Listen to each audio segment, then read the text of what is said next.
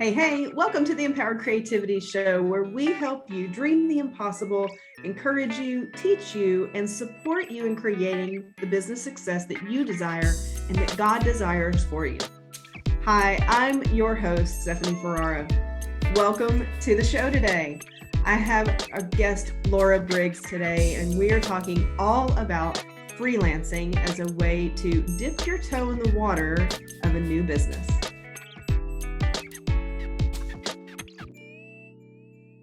I am excited to introduce you to Laura Briggs. She is a teacher turned entrepreneur, freelance writer, and author.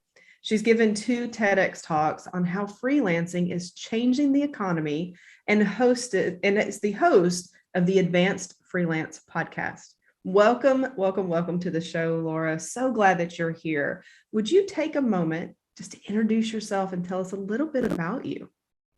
Sure. I used to be a teacher. I transitioned into working as a freelance writer about 9 years ago. I did it as a side hustle at first, and then within a year scaled it to the point where it was a really full-time venture and really became my business and my job. And I have been doing that ever since. Along the way, people started asking me lots of questions and wanting help figuring out how they could do this too. So now I have sort of 2 parts to my business where I deliver actual freelance work to my freelance clients. And then on the other side of that, I coach freelancers how to start and scale their own businesses. Awesome. Give us a little background. So you were a teacher. What made you seek a little bit different type of employment? Not traditional and not and just like getting out of the education realm from the teaching perspective. What in your life really propelled you into that? I think it was honestly my dissatisfaction with teaching. And a lot of times people will say, oh, was it the kids, right? I taught 7th grade, 12 years old is a really hard age. They're sort of starting to hit puberty and starting to have drama with their friends and starting to figure out who they are. It really wasn't the kids. It was more the sort of administration and then the expectations that are put on teachers. Teachers are asked to do so much.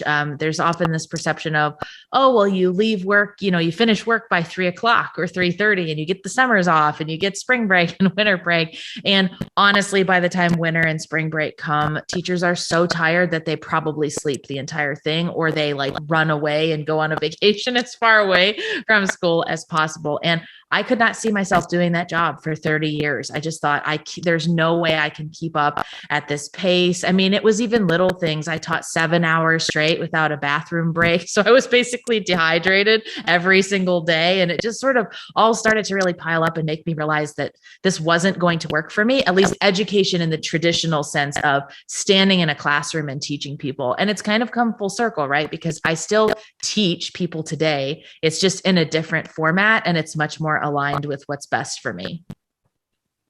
Right.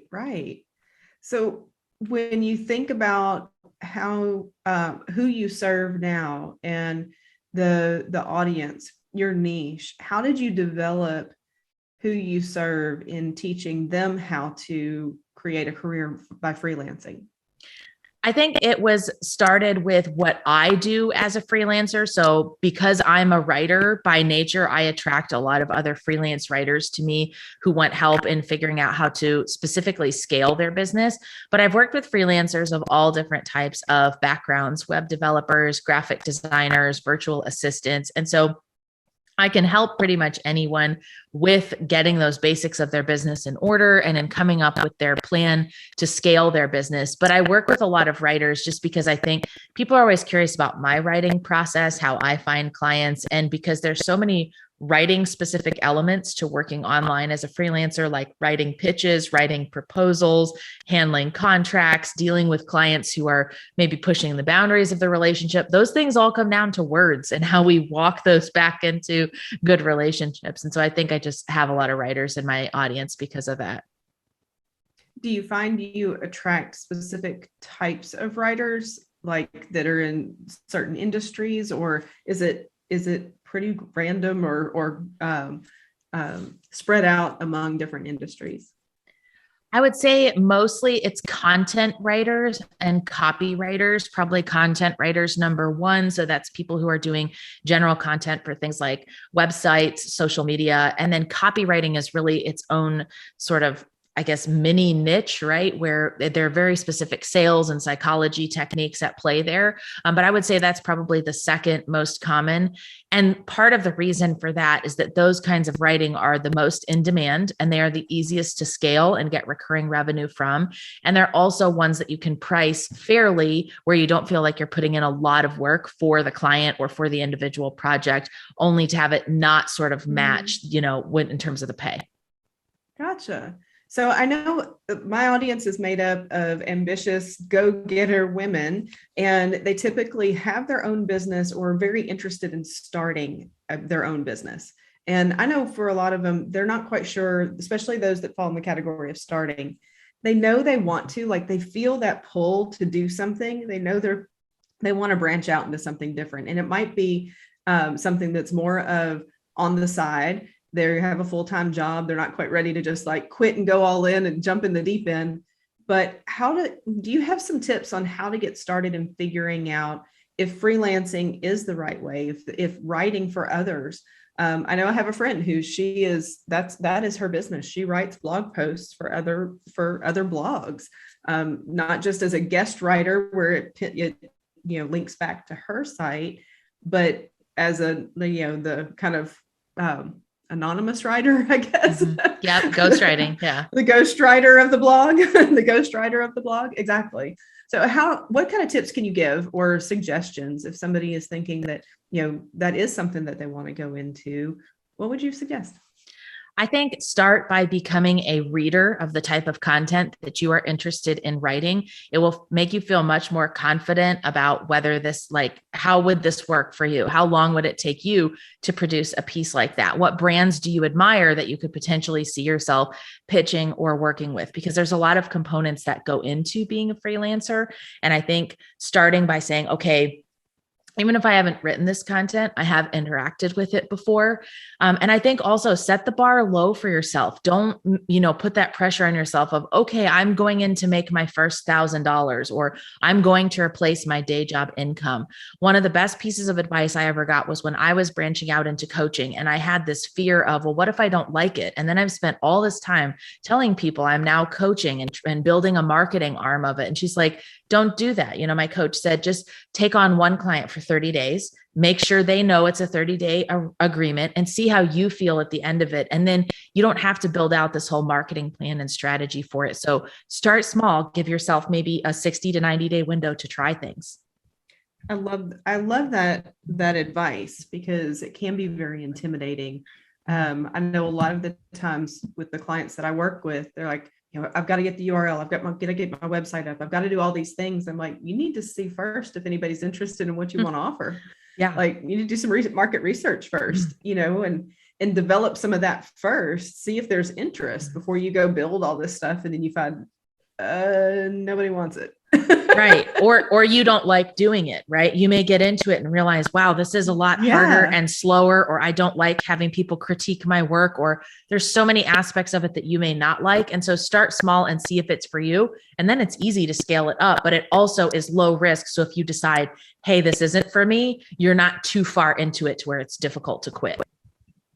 What are some avenues for finding those first types of jobs? So those first writing jobs, or whether it's content. So it could be like writing social media content or writing blog posts, or if they do have that sales background or expertise in that, then it could be the copywriting. So what are some avenues of finding those first couple of trial jobs that they might want?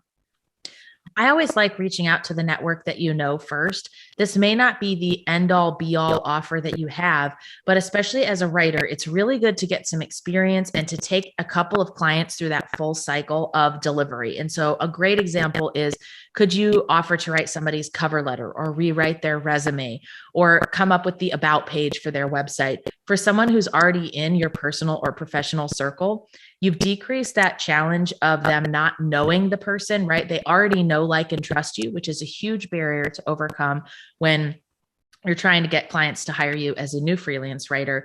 And it also gives you some experience and some testimonials. And you'll also have a better sense of how long does this take me to do my writing work? Is my writing work a multi-step process? Is it something that I sit down and do all in one day from beginning to end?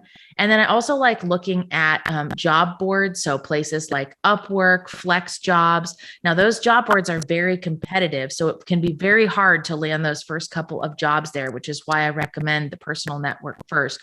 But they are great places to research what is most important to your clients right now. Reading the job descriptions there will tell you, in general, how do your clients feel about working with writers? What concerns do they have? What are they asking for? What are they saying are their non-negotiables, right? And I think that really helps you get more confidence as you're still learning that process of pitching people. Yeah, I know early on in my coaching career, I did pitch on Upwork for some different things, or when I maybe had a little lull and I'm like, okay, I need some income. I need some income, right? Yeah. So let me see what fits out there on Upwork. So for me, it was, looking for some short-term project management jobs or some short-term, like setting up Kajabi for somebody, things like that. Yeah. And so I have a few little contracts that I have done at Upwork, but just putting it out there and reading what was out there, I did find some people that were more, like you said, in my network, that they were looking for that kind of help. And I'm like, well, okay, so I can help you with that. Let's do that. Right. Knowing what people were looking for and how to word it, how to talk about it. I think that's really important. I love the using the job boards as market research for how are clients requesting the work. Absolutely. That's awesome. So tell me a little bit more around just you personally and how you, I know you and I spoke previously, you're also a military wife, and you're part of that mil spouse community of business owners. Tell me a little bit about that and what benefits you've seen, or just being part of that and being recognized in that through that organization and everything. Tell me a little bit about that. Yeah, so I am a military spouse. My husband was in the Navy for 14 years. It's a big part of the reason why I freelance, because we moved 9 times during that period to all different states all over the country. And it would have been really hard for me to have any stable job during that period. But because I could pick up and take my laptop with me, all I needed was my computer and Wi-Fi. I was able to have really consistent and stable income, even growth during that time. And so a lot of other military spouses are in this difficult position employment wise because they're moving all of the time. It looks like they're a job hopper on their resume. They haven't had necessarily all the same opportunities that someone who stays in one place consistently might have, as far as pursuing things like a master's degree or a PhD or additional certifications or on the job training, because of the sort of instability that frequently comes with the military life. And so I started a nonprofit in early 2020. Prior to that, I'd been coaching one military spouse for free every quarter, just helping them get their business up and running, helping them create their pitch, their work samples, and their marketing plan. And I saw it had really grown beyond me. So I started a nonprofit, and we had a really fortunate opportunity to be sponsored by Upwork to get our initial pilot program off the ground and take the first 20 spouses through that formal 90-day freelancer certification program. And it's been a really wonderful experience to be able to help other military spouses figure out what flexibility and entrepreneurship looks like for them. We've had spouses in Japan, in Germany, in Hawaii. They've been all over the world able to complete this virtual training and to start their own freelance career that's going to follow them. And it's really been empowering to see that. And it's been a lot of fun. So it's sort of the nonprofit side of what I do in my business, but specifically for that military community. I personally want to thank you for that, because I do have so many friends of ours who they've done that. Like, we've been lucky in the jobs that my husband has had. We've stayed here. We've stayed in one place for the whole 15 years we've been married. He is now stationed somewhere else, but should be returning home soon. And but I know friends of ours who, they've moved 8 times in that 15-year period, and so finding finding work when you, like you said, when you're having to change it every year, 2 years, 3 years, because I think there are a lot of employers who look at that and see, some of them will understand if they ask the question, right? Like, and you get to tell about why, maybe, or that you are a military spouse. But some of them will look at that and say, well, they're just, the job hopper. And so I'm looking for somebody more long term. I want to be able to train them and have them stay here and be here 10 years and things. So I can understand the difficulty there for sure. Yeah, so absolutely. I think it's a beautiful thing that you're doing with helping to train them up into a career that moves with them wherever. When I started my coaching business, that's really what I had in mind, because I didn't know, even though we had been here for 10 years, I didn't know what was to come next. Like, there had been several times when he was going to be transferred somewhere else, even within our state or whatever, but still a move was kind of looming possibly. And then they'd switch things around and move them somewhere where we didn't have to move them to a different unit or whatever however they did that different, area that he covered and everything. But when I started my business, I specifically was like, it has to be totally online. I want to be able to meet with my clients online. I can have local clients, but I don't want to build my business on local clients where we have to have a place to meet and all of that in person, because I didn't know if any at any moment we might have been asked to move, and I wanted it to be easily transferred around. So I understand that desire and the need for that. Well, I know you have a guide that helps with ideas on different ways to freelance. Can you tell us a little bit about that guide and where the audience can find it? Yeah. So since freelancing isn't something where there's like this very specific career path that you follow as far as do these courses, get this degree, get this certification, and you can jump in right away.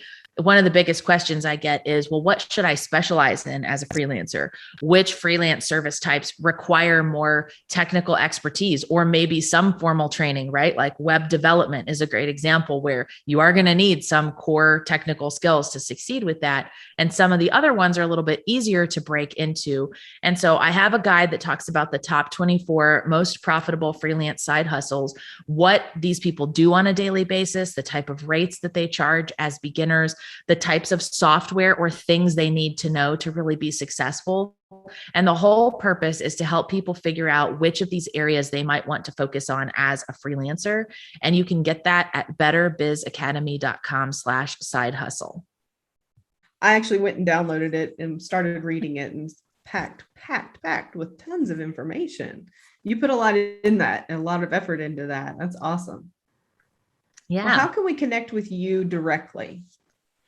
The best way to connect with me is on LinkedIn, which I often tell to other freelancers, like, one, you can follow all of my insights about freelancing, but it's also kind of a great case study on how I use LinkedIn to be seen as a thought leader, how I get so many followers and so many other connections and have posts that go viral. And so find me on LinkedIn, look me up. It's Laura Briggs, and you can see my profile tagline talks all about freelancing. So you can't miss it there. And that's the best way to sort of stay up to date with what I'm working on. Awesome. And I'll make sure that both of the links to both your side hustle resource and to your LinkedIn profile are in the notes of the show. This has been so good. I have 2 final questions. Yeah. These are easy ones. I have 2 final questions. One, what is one of your favorite podcasts to listen to? I know you have your own. Tell us a little bit about that, but then what's one of your favorite podcasts to listen to? So I actually don't like listening. I'm one of those people who can't stand the sound of my own voice. Sometimes my husband puts on my podcast or a YouTube video with my voice, and I'm like, no, it's like nails on a chalkboard. But I do have a weekly show. If you have listened this far into this interview and you can handle my voice, it's called Advanced Freelancing, and episodes come out every week with advice and interviews with other freelancers to kind of help you level up your business and what's new there. My favorite podcast to listen to, that's really hard to answer. So So I will say I have one that's for personal consumption that I am obsessed with.